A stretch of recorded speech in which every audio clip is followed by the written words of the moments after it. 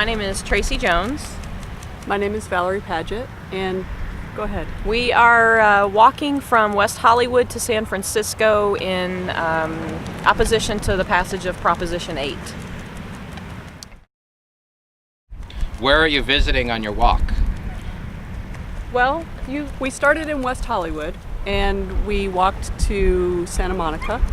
From there, we walked to Malibu, and Malibu's a long city, so it took us a few days to walk through Malibu. On the coast? On the coast. Walked through Oxnard, Ventura, had a small rally in Ventura. And then through Carpinteria up to Santa Barbara, and here we are today in Santa Barbara. Beautiful. Beautiful Santa Barbara. Yeah. What's the message you want to convey? Because Proposition 8 passed by maybe 0.5% statewide, which is often good enough for any side to claim victory. What's left to be done on this issue? Well, our mission really is to appeal to the Supreme Court, and we believe that they've already declared that discriminating against one group of people is unconstitutional, and we believe that the passage of Prop 8 is still unconstitutional. So our appeal is the same, that it was unconstitutional then, and it still should be, and we should not use revising our Constitution to take away anybody's civil rights.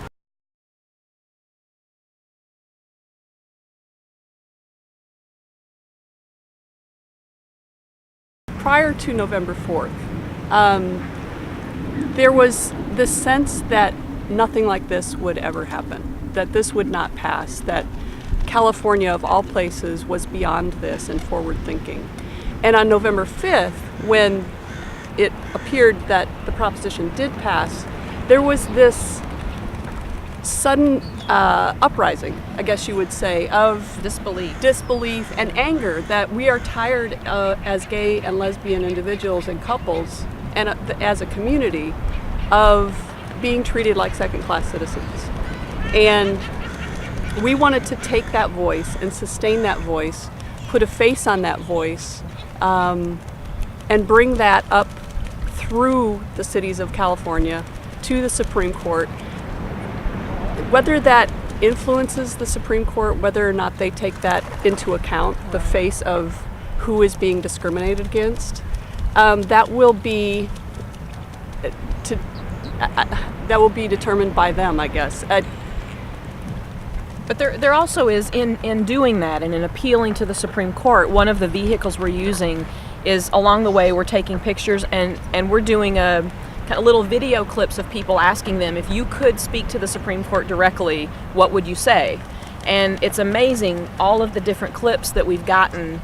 Everyone is different, everyone's appeal is different, everyone's anger is different, and so in doing that, we are, I guess, in a sense, kind of gathering stories as we go and appealing to California voters. I mean, maybe we'll reach some of those people that voted yes. And I frankly believe had the fight been fought fairly and cleanly and without lies and deception, that the no campaign would have easily won. California is, I think, very fair-minded in general, and we would have easily defeated it had they not been confused and fearful. And the Supreme Court has already ruled on this issue. So does that seem like a good sign that it was a 4-3 decision last May that overturned the Prop 22 from year 2000? What do you think as that is symptomatic of how they might be consistent with this question? One would hope that it is symptomatic that since the Supreme Court ruled 4-3 on this already, that it would be a symptom of the fact that they would do the right thing again, that they would continue to uphold the purpose of the Constitution, which is to protect minorities and to make sure and assure that all individuals share equal rights under the law. Right. And the California Supreme Court ruling in May was also based on a section of the Constitution, the Equal Protection Clause. And we're not lawyers, but having studied a little bit and talked to some lawyers, writing this piece into the Constitution would still be at odds then with the Equal Protection Clause, which states that everybody needs to be treated fairly and samely. So that would still seem to me to be at odds with one another and therefore still be unconstitutional. That's what we hope that they will find. California's highest court has agreed to hear the legal challenges to the state's new same-sex marriage ban, but refused to allow gay couples to resume marrying until it rules on the measure's validity. There's a lot of moving parts, but ultimately our hope is that folks that have been married, that their marriages will remain valid and intact, so that we don't upset family units. And that ultimately, again, we preserve their right to marry under the Constitution of the state of California. An attorney with the anti-gay marriage group Yes on Proposition 8 responded in legal papers, writing, "When using the initiative process to amend the Constitution, the people exercise their sovereign power of self-government. The three branches of government must accord profound respect and great deference to that authority." Constitution law experts say it all comes down to the difference between an amendment and a revision. The people who attack Prop 8 say it's a revision, and revisions can only be accomplished by either proposal from the legislature or a constitutional convention that is then ratified by the voters. So the question boils down to whether is it a revision or is it an amendment? The California Supreme Court could make a decision on that in the coming weeks. Haven Daly, The Associated Press, San Francisco. Do you think sort of a fast decision is sort of optimistic for your side, considering that the same sort of basic question may already have been evaluated a year ago?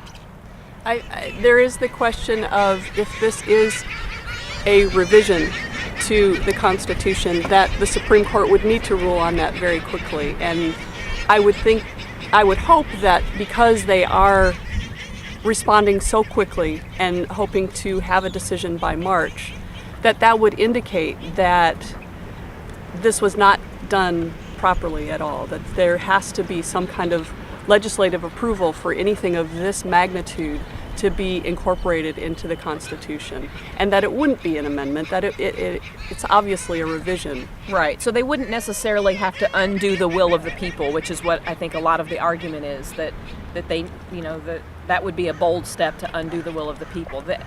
It may just be as simple as saying you just went about it wrong and we have to do it again. We had an education bill on the ballot this year that had to be passed by 55% majority because it was an education bill. To pass a state budget, it has to pass by 2/3 vote. And yet to alter our Constitution, to take away rights that already exist, it was just 50% plus one more vote. And so if they just rule on that, then we'll just be redoing, we might just be redoing this again in 2010, and that's okay. I mean, I think we're prepared as long as, again, it's a fair fight and it's done appropriately.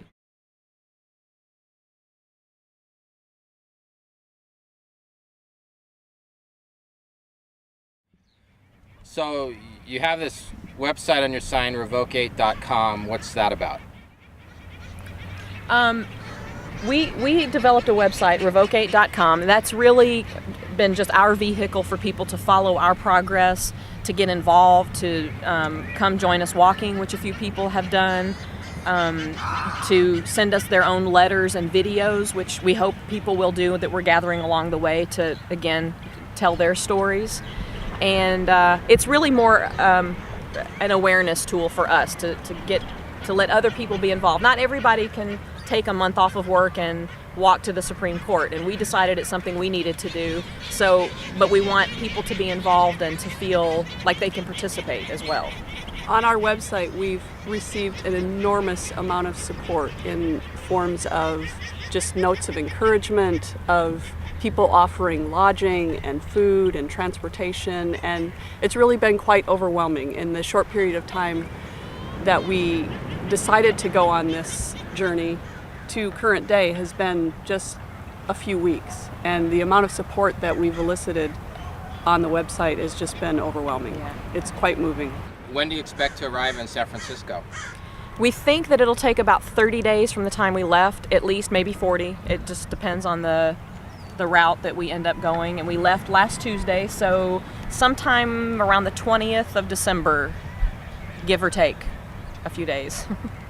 All right, 1, 2, good.